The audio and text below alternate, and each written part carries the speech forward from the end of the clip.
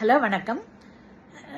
நிறைய பேஷண்ட் சின்ன குழந்தைங்க சாப்பிட மாட்டேங்குது, ரொம்ப அடம் பிடிக்குது மேடம், அது சாப்பாடு ஊட்டுறதே எங்களுக்கு பெரிய தொல்லையா இருக்கு அப்படின்றாங்க. எதுவும் சாப்பிட மாட்டேங்குது, எல்லாத்தையும் ரிஃப்யூஸ் பண்ணு. அதுக்கு காரணம் என்னன்னா, அந்த ஃபுட் ப்ராக்டிஸ் கொடுக்கறதுலயும் ஒரு கலை இருக்கு, ரைட்டா? ஜென்ரலா குழந்தைங்க ரொம்ப சின்ன குழந்தைங்க அது இண்டிபெண்டா சாப்பிடணும், தான் இண்டிபெண்டா இருக்கணும்னு நினைக்குது. அதை நாம சும்மாவான சாதத்தை கலக்கி அது வாயில ஃபோர்ஸ் பண்ணி திணிக்க கூடாது, ரைட்டா?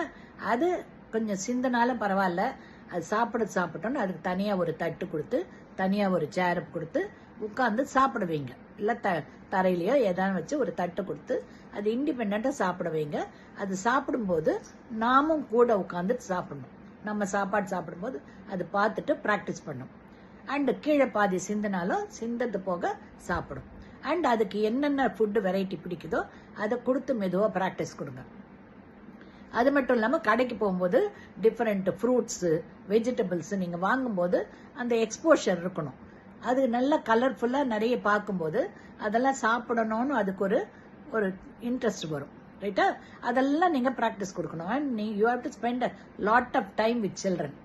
அந்த சின்ன குழந்தைங்களோட சாப்பிடும் போதும் சரி, அது விளையாடும் போது, அது பேசும்போது, எல்லா டைம்லையுமே நீங்க டைம் ஸ்பெண்ட் பண்ணுங்க.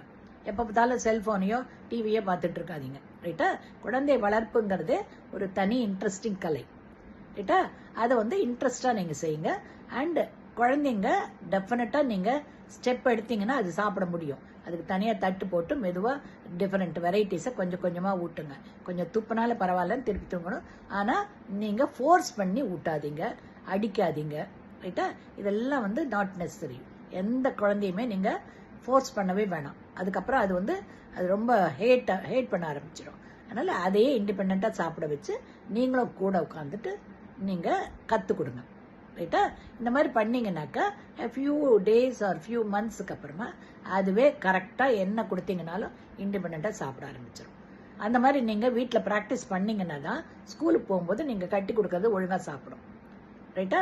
அப்படி இல்லைன்னா அங்கே ஸ்கூலில் டீச்சர்கிட்ட திட்டுவாங்க, உங்கள்கிட்ட கம்ப்ளைண்ட் வரும், குழந்தை எல்லாத்தையும் திருப்பிக்கணும், இந்த மாதிரி நிறைய ப்ராப்ளம்ஸ் வரும். அதனால அது பேரண்ட்ஸ் கையில் தான் இருக்கு. அதனால குழந்தை ரெஃப்யூஸ் பண்ணுதுன்னு நினைச்சு ரொம்ப கவலைப்படாதீங்க. You spend your time with your child, ஓகேங்களா?